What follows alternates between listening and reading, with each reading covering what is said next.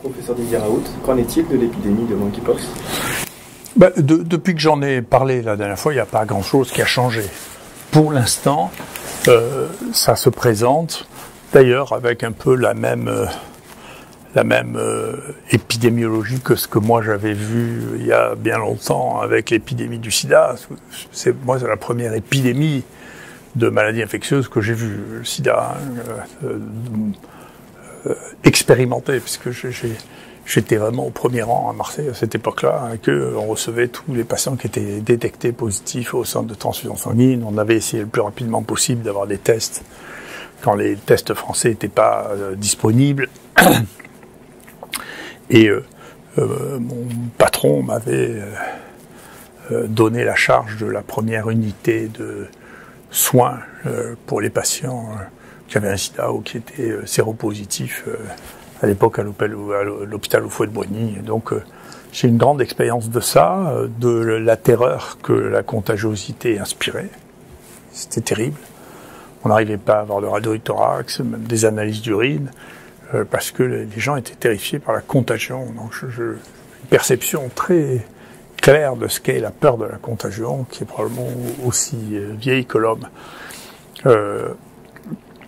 Et la deuxième chose, c'était qu'il fallait surtout pas dire qu'il y avait des populations à risque pour pas les stigmatiser. Et donc, ce faisant, moi, j'étais pas du côté des gens qui voulaient pas dire la réalité. J'étais plutôt du côté de ceux qui étaient peut-être un peu agressifs, les gens d'ACT UP, qui, au contraire, concentraient leur discours sur les gens à risque, de manière à les protéger de l'infection plutôt que de la mauvaise réputation. Je continue à penser que ce qu'il y a de plus important, c'est la vie et la maladie, et pas la mauvaise réputation. D'ailleurs, je n'ai que faire. Et donc, pour le monkeypox, actuellement, on est un peu dans la même situation. C'est l'Afrique. Et donc, on peut attraper le monkeypox en Afrique par des mécanismes qui sont pas toujours bien identifiés. Je rappelle, c'est une zoonose, donc c'est une maladie qu'on contracte auprès des animaux. Il est probable que le réservoir le plus important, ce sont des rongeurs, parfois au contact des singes, mais c'est rare qu'on ait contact des singes. Le contact direct avec les singes, c'est un peu dangereux. Peut-être en les mangeant, mais enfin, c'est rare que les gens en Europe ou aux États-Unis aillent manger les singes. Donc, il y a quelques cas importés, probablement liés à ça. On sait que la petite épidémie qui a eu lieu aux États-Unis, c'était des rongeurs africains qui avaient été importés dans une animalerie qui avait infecté les chiens de prairie, qui eux étaient des animaux familiers et que les gens touchaient. Donc, ils ont attrapé ça comme ça aux États-Unis, puis cette épidémie s'est arrêtée. Parce qu'encore une fois, c'était une zoonose. Et là, l'autre source de cette épidémie, c'est c'est apparemment beaucoup d'hommes qui ont des rapports sexuels avec des hommes. Et comme il y a eu, bien entendu, le risque relatif des maladies sexuellement transmises est un risque qui est dépendant du nombre de partenaires. Voilà. Donc, plus vous avez de partenaires, plus vous êtes exposé, c'est arithmétique. Voilà. Donc, il faut faire attention. C'est une saison qui prête à ça. Les rave parties, les différentes prides, il faut faire attention. Moi, je préfère avertir les gens qui ont un risque en disant, faites attention, il y a un risque d'attraper ça. Il apparaît que pour l'instant, la forme que nous avons présente des localisations essentiellement génitales et anales. Donc, c'est un signe d'appel pour lequel les gens doivent aller se faire tester.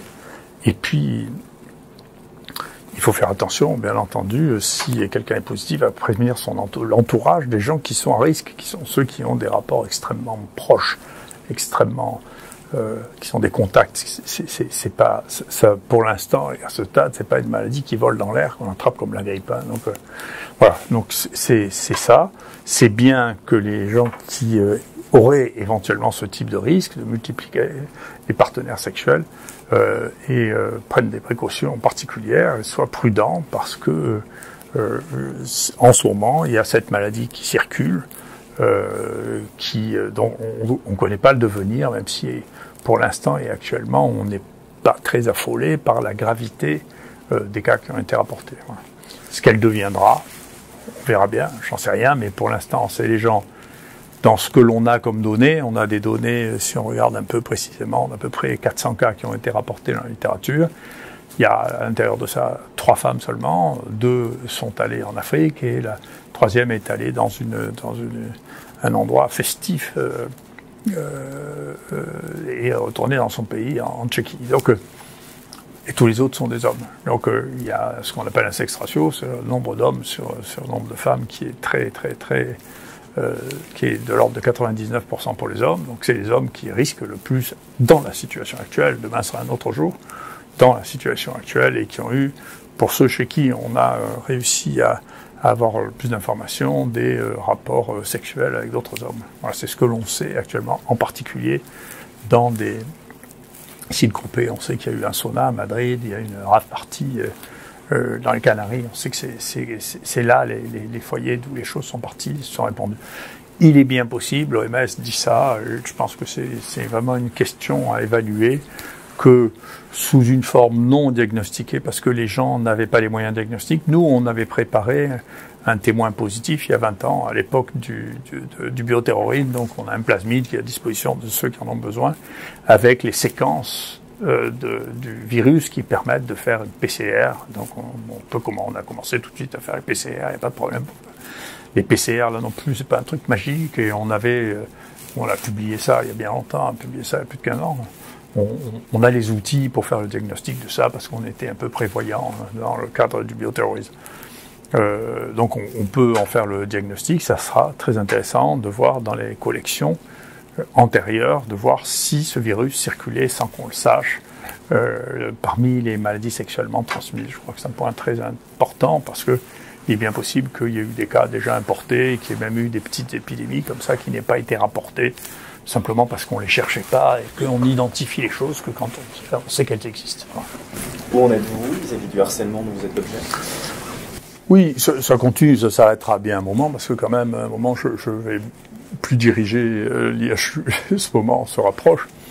Mais les gens qui quand je pense qu'on me traite de complotiste, au contraire, je suis à peu près dépourvu j'ai eu dans ma vie une telle confiance en moi que je suis dépourvu de méfiance. On devient paranoïaque quand on échoue. Comme ça n'a pas tellement été le cas chez moi, je n'ai pas de raison de devenir paranoïaque. Je pense que la vie est comme elle est, il y a des gens qui sont hostiles, des gens qui sont favorables. Je vous rassure, il y a énormément de gens qui ont été incroyablement favorables. Le nombre de cadeaux, de remerciements, de marques d'affection que j'ai reçues est colossal. Mais il y a aussi des gens qui me détestent pour de multiples raisons. L'une étant de dire qu'il y a des gens qui ont le droit de dire et que la contradiction est interdite, que la contradiction fait partie des gens qui sont soit complotistes, soit sceptiques, ce qui n'est pas faux. Moi, je suis sceptique par nature, je suis un scientifique, un vrai, pas un scientifique de théâtre. Ma plus grande joie, c'est quand je démontre quelque chose que tout le monde croyait vrai n'est pas vrai. Donc c'est ce qui m'a amusé pendant toute ma vie, je ne vais pas changer. Mais effectivement, ça peut irriter à un point considérable. Et donc, vous savez que j'ai sur le dos, et moi ça me gêne pas trop, mais mes collaborateurs aussi, une mission qui a comporté jusqu'à 8 personnes à la fois, avec une lettre. Je ne pouvais même pas penser que des ministres écriraient une lettre comme ça, vous allez voir, qui porte le jugement, sans présomption d'innocence, sans rien du tout, un jugement basé sur un truc publié dans Mediapart sur la tuberculose, où on dit que on laisse sous-entendre que la direction de l'assistance publique confirme ces données-là, et à propos de traitement de la tuberculose. Alors, les gens sont venus, ils étaient les poings tout fermés, moi aussi d'ailleurs, j'ai pas l'habitude d'avoir peur des gens qui viennent me faire des investigations, parce que je n'ai pas le sentiment de faire des choses qui soient illégales. Et donc très rapidement, ils sont repartis en nous disant qu'ils n'avaient rien trouvé de ce point de vue-là, mais qu'ils avaient 2 éléments qu'ils voulaient regarder d'un peu plus près. Très bien, j'ai toujours pas reçu de courrier me disant on s'est trompé. Donc je poursuivi Mediapart pour diffamation, c'est diffamatoire. Je ne sais pas ce que je ferai vis-à-vis de ces ministres, parce que ces courriers sont des courriers qui sont diffamatoires, et sont des courriers qui montrent l'utilisation des moyens de l'État pour harceler des gens quand ils ne sont pas d'accord avec vous. Et moi, je pense que c'est mon devoir, même si ça m'ennuie, de montrer qu'il y a une limite. On ne vit pas dans une dictature, on ne peut pas utiliser tous les moyens d'État parce que les gens ne sont pas d'accord avec vous pour les harceler. Il faut que ça s'arrête à un moment. Donc, je le dis, maintenant, on doit être à 800 heures de gaspiller pour quelque chose dont on sait qu'il n'y a rien. Dedans, on doit être à, je sais pas, 180 e-mails.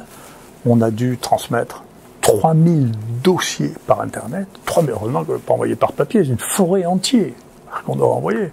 Ça correspond peut-être à 30 000 feuilles de papier. Ils n'arrivent même pas à les lire en réalité. C'est juste pour nous harceler, puisqu'ils nous demandent 2 fois, 3 fois la même chose. D'accord ? Donc c'est du vrai harcèlement en bande qui est organisé par l'État. C'est terrible, parce que moi j'avais une grande naïveté de croire que toutes ces institutions d'État, dont certaines datent de la monarchie, étaient là pour réguler les choses et pas pour devenir des outils. J'avais été très choqué. J'avais reçu la Cour des comptes, par exemple, qui faisait une enquête sur les maladies infectieuses. Ils sont venus ici, je leur ai transmis toute une quantité de documents. Mais vous savez, la Cour des comptes, quand elle fait un rapport, doit être contradictoire. C'est-à-dire, on doit vous envoyer les papiers pour que vous répondiez. C'est ce qui va se passer, là aussi, avec ces réunions. Après, ils tiennent compte ou ils ne tiennent pas compte de ce que vous dites, mais ça devient public. Et donc là, purement et simplement, alors que la dame qui menait cette commission était partie en disant « Écoutez, vous savez, si je suis malade, c'est ici que je vais être soigné », elle avait raison. Honnêtement, c'est une digression. Les pompiers sont venus voir pour nous donner l'autorisation d'usage. Au bout d'une demi-journée, ils ont dit « Écoutez, c'est pas la peine qu'on passe 2 jours, c'est parfait. Vous avez un entretien des locaux qui est parfait, il n'y a aucun problème. » Ils sont allés juste de l'autre côté de la Timone, ils ont passé 48 heures, ils n'ont pas donné l'autorisation d'utilisation dans l'état dans lequel est la Timone. Donc c'est intéressant quand même. Vous voyez, quand il y a des gens qui n'ont pas de malveillance, de voir comment les choses se passent simplement. Il suffit de venir ici puis de traverser la cour pour voir la différence de qualité, et tout est dans tout. Vous savez, si les choses ne sont pas propres, ne sont pas organisées, sont pas, vous savez, tout est dans tout. C'est pas vrai qu'on peut faire les choses correctement. Donc c'est très intéressant. Ils ont trouvé 2 choses qui nous reprochaient. Ces 2 choses qui nous ont reprochées ont été immédiatement mis dans la réponse, de manière très agressive. On a répondu de manière très polie, parce qu'on est plutôt poli, qu'il n'y avait pas de problème. Et ces 2, parmi les 3 choses qui ont fini par nous être reprochées, il y en avait 2 sur lesquelles on avait un comité d'éthique qui avait été signé par notre doyen, donc on a renvoyé ça, et puis il y en avait une qui avait été considérée, après que nos collègues parisiens aient publié, comme étant une étude observationnelle, et donc il ne nous paraissait pas poser plus de problème que les 2 publications qui ont été faites par nos collègues parisiens. Pas pourquoi nous, on n'aurait pas le droit de faire ce que nos collègues parisiens font, en plus avec des collègues parisiens qui sont tous dans les 2 ministères. Donc c'est tout ça, il y a tellement 2 poids, 2 mesures qu'on est en plein La Fontaine, selon que vous serez puissant ou misérable, vous voyez, on vous traite différemment. Donc je pense que le président devrait réfléchir à une remise en place des choses.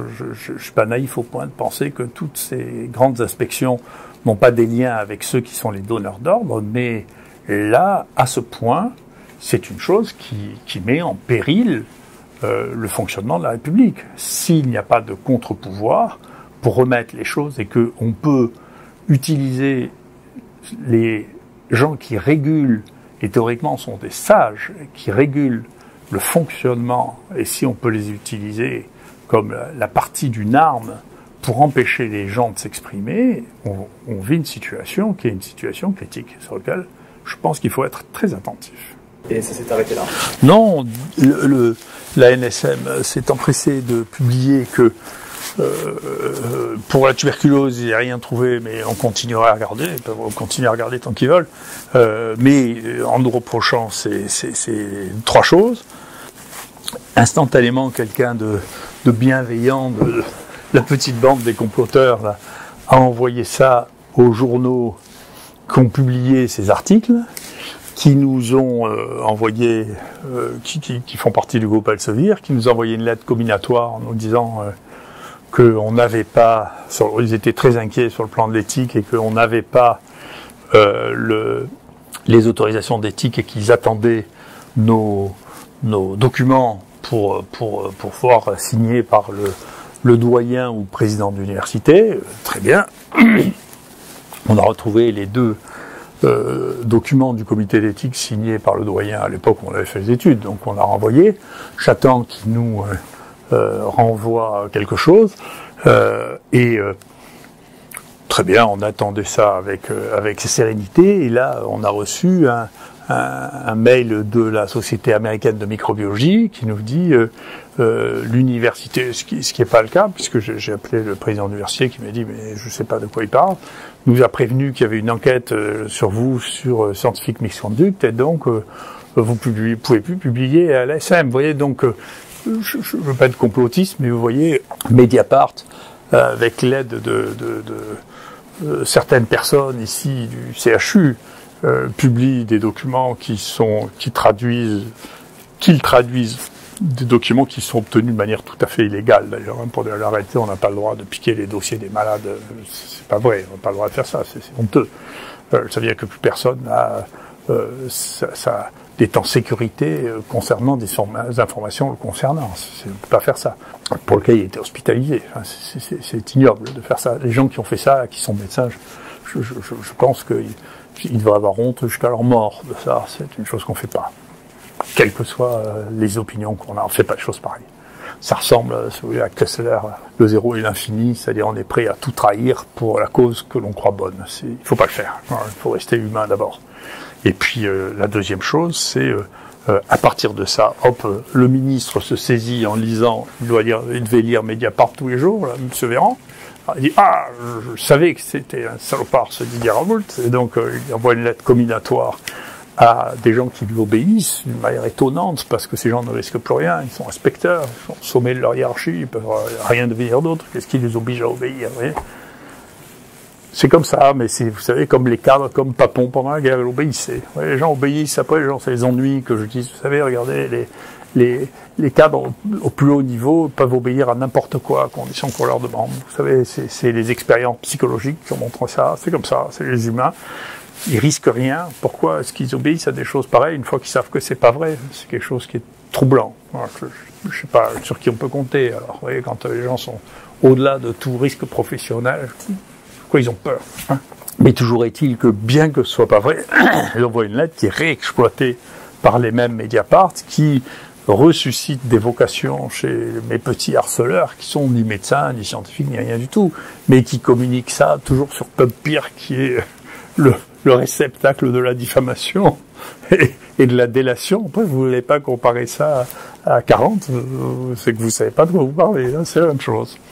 Et après, ils envoient ça aux journaux en disant, regardez, Didier Raoult et sa bande, c'est que des voyous, ils publient des choses qui sont vraiment des scientifiques misconduits. On n'a pas retrouvé le papier où le comité d'éthique a donné son avis favorable. Vous vous rendez compte, ça c'est scientifique misconduits, parce que et ils vont chercher les papiers qu'en plusieurs années. Vous voyez, heureusement qu'on est méfiant, qu'on stocke tout, qu'on finit par tout retrouver. Mais des fois, il nous faut fouiller pendant des semaines pour retrouver les papiers qui ont été publiés il y a 5, 6, 7 ans. Vous vous rendez compte?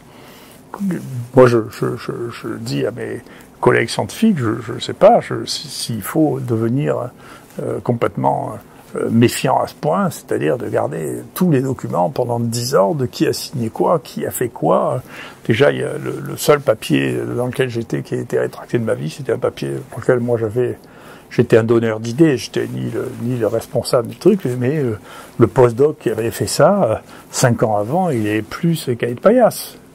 Vous les avez plus, et donc on n'a pas retrouvé les documents qui permettaient de dire oui c'est ça, et donc le papier a été rétracté, qui était un papier qui montrait la spécialité de Madame Bic, là, qui est de vérifier si les gels sont exactement comparables, et parfois, en pratique, elle a des outils très rustiques, nous on a montré ça dans les choses qu'elle faisait, si vous avez des outils un peu plus sophistiqués, vous voyez bien que c'est pas la même chose, c'est pas des choses dupliquées, c'est que ça se ressemble beaucoup.